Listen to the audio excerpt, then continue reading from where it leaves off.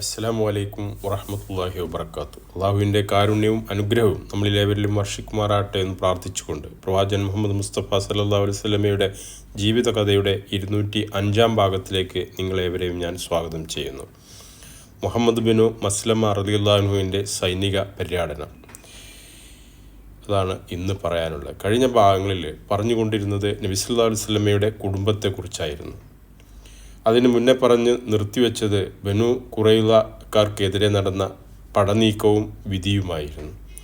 അപ്പം അതിനുശേഷം ഇന്ന് പറയാനുള്ളത് അതിനുശേഷം നടന്ന മുഹമ്മദ് ബിനു മസ്ലമ റളിയല്ലാഹു അൻഹു നയിച്ച സൈനിക പര്യടനത്തെക്കുറിച്ചാണ്. അതായത് ഹുദൈബിയ സന്ധിക്ക് മുന്നേ നടന്ന ചില സംഭവങ്ങളിൽ ഒന്നായിരുന്നു അത്.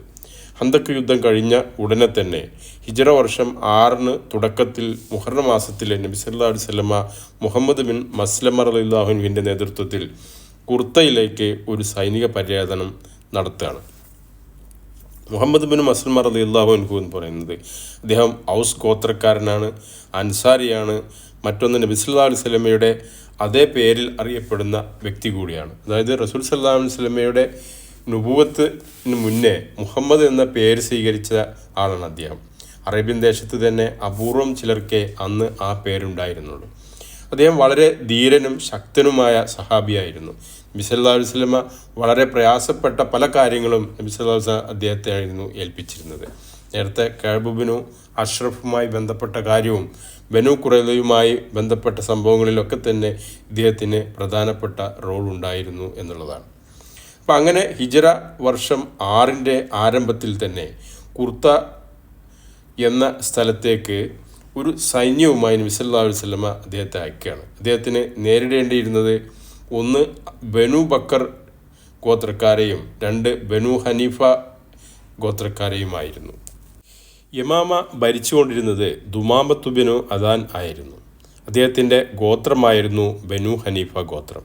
അപ്പം അറേബ്യയിലെ തന്നെ ഏറ്റവും വലിയ ഗോത്രങ്ങളിൽ ഒന്നായിരുന്നു ബനു ഹനീഫ ഗോത്രം. യമാമ എന്ന സ്ഥലവും വളരെ തന്ത്രപ്രധാനമായ ഒരു സ്ഥലം കൂടിയായിരുന്നു. കാരണം അവിടെ ധാരാളം വെള്ളം ലഭിച്ചിരുന്നു. അതുകൊണ്ട് തന്നെ ബനു ഹനീഫ ഗോത്രക്കാർ നന്നായി കൃഷി ചെയ്യുകയും മൊത്തം അറേബ്യയിലെ മറ്റു പ്രദേശങ്ങളിലേക്കെല്ലാം തന്നെ ധാന്യങ്ങൾ അയച്ചിരുന്നതും അവരായിരുന്നു.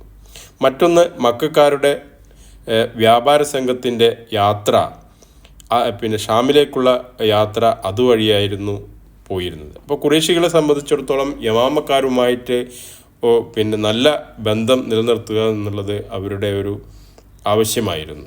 മുടക്കിക്കഴിഞ്ഞാൽ പിന്നെ അവർ ധാന്യം അവർക്ക് ലഭിക്കില്ല. മറ്റൊന്ന് അതുവഴിയുള്ള വ്യാപാര സംഘത്തിൻ്റെ യാത്രയും പ്രശ്നമാവും എന്നുള്ളതാണ്.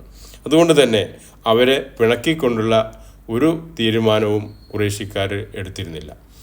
മറ്റൊരു ഗോത്രം, അതായത് ബനു ഹനീഫ ഗോത്രം ഉൾക്കൊള്ളുന്ന ഗോത്രമായിരുന്ന ബനു ബക്കർ ഗോത്രമായിരുന്നു. ഈ ഒരു പശ്ചാത്തലത്തിലാണ് നബി സല്ലല്ലാഹു അലൈഹി വസല്ലമ മുഹമ്മദ് ബിനു മസ്ലമ റളിയല്ലാഹു അൻഹുവിനെയും സംഘത്തെയും അങ്ങോട്ട് അയക്കുന്നത്. അതിനുള്ള കാരണം എന്താണെന്ന് വെച്ചാൽ നബി സല്ലല്ലാഹു അലൈഹി വസല്ലമ തൻ്റെ പ്രബോധനത്തിൻ്റെ ഭാഗമായിട്ട് അക്കാലഘട്ടത്തിൽ ഉണ്ടായിരുന്ന പ്രധാനപ്പെട്ട രാജാക്കന്മാർക്കും അല്ലെങ്കിൽ ഭരണാധികാരികൾക്കെല്ലാം കത്തുകൾ അയച്ചിരുന്നു. ഇസ്ലാമിലേക്ക് ക്ഷണിച്ചുകൊണ്ടായിരുന്നു ആ കത്തുകൾ.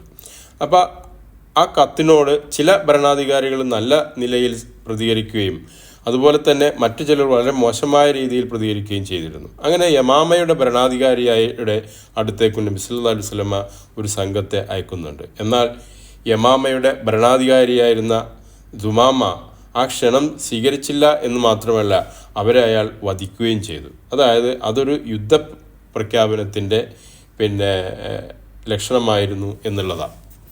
ഇപ്പോൾ നബി സല്ലല്ലാഹു അലൈഹി വസല്ലമയുടെ അനുയായികളെ വധിച്ചു എന്ന് മാത്രമല്ല, നബി സല്ലല്ലാഹു അലൈഹി വസല്ലമയെ തന്നെ വധിക്കാൻ അയാൾ പദ്ധതികൾ ഇട്ടിരുന്നു എന്നുള്ളതാണ്. അപ്പോൾ ഈ ഒരു പശ്ചാത്തലത്തിലാണ് അവരെ നേരിടുന്നതിനായി മുഹമ്മദ് ബിനു മസ്ലമ റളിയല്ലാഹു അൻഹുവിൻ്റെ നേതൃത്വത്തിൽ 30 പേർ അടങ്ങുന്ന സംഘത്തെ അങ്ങോട്ട് അയക്കുന്നത്. അപ്പോൾ കുർത്തയിലേക്ക് ആണ് അയക്കുന്നത്. അങ്ങനെ അവർ 7 ദിവസത്തെ വഴിയാത്ര ചെയ്ത് നജ്ദ് ഭാഗത്ത് എത്തുകയാണ്. അപ്പോൾ അവിടുന്ന് ബനു ബക്കർ ഗോത്രക്കാരെ അവർ ആക്രമിച്ചു. അപ്പോൾ അപ്രതീക്ഷിതമായിട്ടുണ്ടായ ആ ആക്രമണത്തിൽ നിക്കക്കല്ലില്ലാതെ എല്ലാം ഇട്ടെറിഞ്ഞുകൊണ്ട് അവരെ ഓടുകയാണ്.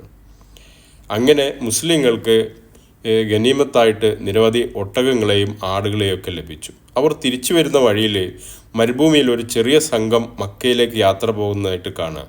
അങ്ങനെ അവരെ തടഞ്ഞു നിർത്തി അന്വേഷിച്ചപ്പോൾ അവർ ബനു ഹനീഫ ഗോത്രക്കാരാണ്. അപ്പം അങ്ങനെ നേരത്തെ നടന്ന സംഭവ കാരണം അവരെ യുദ്ധത്തടവുകാരായിട്ട് നബി സല്ലല്ലാഹു അലൈഹി വസല്ലമയുടെ അടുത്തേക്ക് കൊണ്ടുവരികയാണ്. നബി സല്ലല്ലാഹു അലൈഹി വസല്ലമ അവരെ പരിശോധിച്ചപ്പോഴാണ് അവരിൽ അവരുടെ രാജാവായ മലിക്കുൽ യമാമ ദുമാമയും ഉണ്ടായിരുന്നു എന്നുള്ളത് കണ്ടത്. പക്ഷെ പിടികൂടിയവർക്ക് അതിനെക്കുറിച്ചൊന്നും അറിയില്ലായിരുന്നു. നബി സല്ലല്ലാഹു അലൈഹി വസല്ലമ മുഹമ്മദ് ബിൻ മസ്ലമ റളിയല്ലാഹു അൻഹുവിനോട് ചോദിച്ചു, നിങ്ങൾ ആരെയാണ് കൊണ്ടുവന്നിരിക്കുന്നതെന്ന് അറിയാമോ എന്ന് ചോദിക്കുക. അപ്പോൾ മസ്ലമ റളിയല്ലാഹു അൻഹു പറഞ്ഞു, ഞങ്ങൾക്കറിയില്ല. നബി സല്ലല്ലാഹു അലൈഹി വസല്ലം പറഞ്ഞു, അത് നിങ്ങൾ കൊണ്ടുവന്നത് യമാമയുടെ രാജാവായ ദുമാമയെയാണെന്ന് പറയും. അപ്പോൾ അവരത് കേട്ടിട്ട് ഞെട്ടുക, കാരണം അങ്ങനൊരു സംഭവം അവർക്ക് അറിയില്ലായിരുന്നു. അങ്ങനെ അപ്രതീക്ഷിതമായിട്ട് അവർ ദുമാമയെ അവർക്ക് ലഭിക്കുക. അങ്ങനെ അദ്ദേഹത്തെ പള്ളിയുടെ തൂണിൽ ബന്ധിക്കാനായിട്ട് നബി സല്ലല്ലാഹു അലൈഹി വസല്ലം നിർദ്ദേശിച്ചു. അദ്ദേഹം നബി സല്ലല്ലാഹു അലൈഹി വസല്ലമയുടെ അനുയായികളെ വധിച്ച ആളാണ്.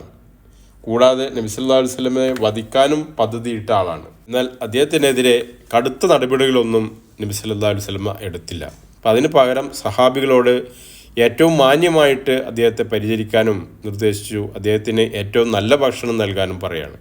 അപ്പോൾ ആ കാലഘട്ടത്തിൽ യുദ്ധത്തടവുകാരോട് അന്നത്തെ സമൂഹം പെരുമാറിയിരുന്നത് വളരെ മോശമായിട്ടായിരുന്നു എന്നുള്ള. എന്നാൽ നബി സല്ലല്ലാഹു അലൈഹി വസല്ലമ ദുമാമയോട് വളരെ മാന്യമായിട്ടാണ് പെരുമാറിയിരുന്നത്.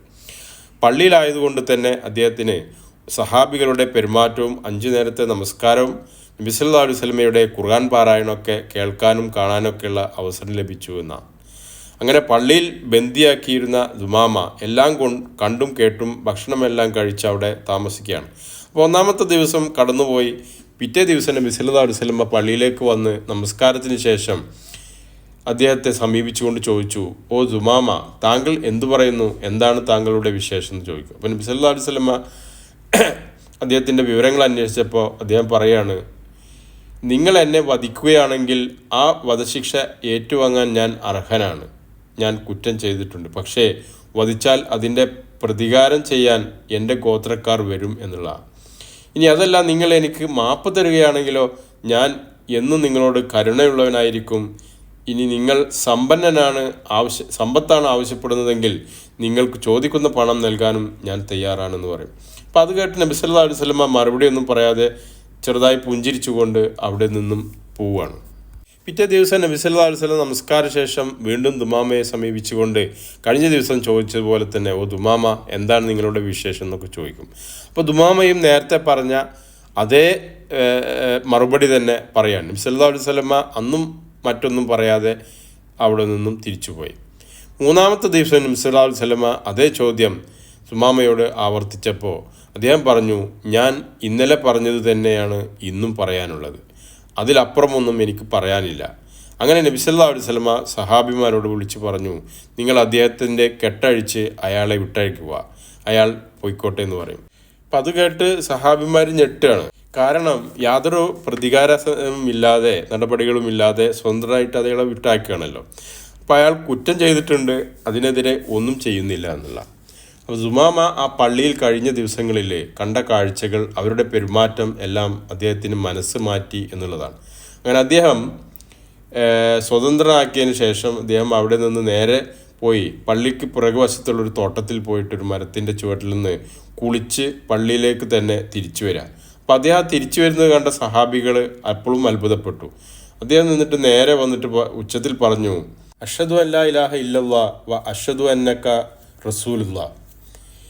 അങ്ങനെ അവിടെ നിന്ന് ഷഹാദത്ത് കലിമ ചൊല്ലിയിട്ട് അദ്ദേഹം ഇസ്ലാം സ്വീകരിക്കുകയാണ്. അപ്പോൾ ആ കാഴ്ച കണ്ട് എല്ലാവരും സന്തോഷിച്ചു. അദ്ദേഹം അതിനുശേഷം നബി സല്ലല്ലാഹു അലൈഹി വസല്ലമയുടെ അടുത്തേക്ക് ചെന്നു. നബി സല്ലല്ലാഹു അലൈഹി വസല്ലമ അദ്ദേഹത്തെ കെട്ടിപ്പിടിച്ചു. ശേഷം അദ്ദേഹം നബി സല്ലല്ലാഹു അലൈഹി വസല്ലമയോട് പറഞ്ഞു, യാ മുഹമ്മദ്, അല്ലാഹു ആണ്, ഈ ഭൂമിയിൽ ഏറ്റവും വെറുക്കപ്പെട്ട മുഖം താങ്കളുടെ മുഖമായിരുന്നു. എന്നാൽ ഇപ്പോൾ ഈ ഭൂമിയിൽ എനിക്ക് ഏറ്റവും ഇഷ്ടപ്പെട്ട പ്രിയപ്പെട്ട മുഖം താങ്കളുടെ മുഖമാണ്. ശേഷം പറഞ്ഞു, ഈ ഭൂമിയിൽ എനിക്ക് ഏറ്റവും വെറുക്കപ്പെട്ട മതം താങ്കളുടെ മതമായിരുന്നു.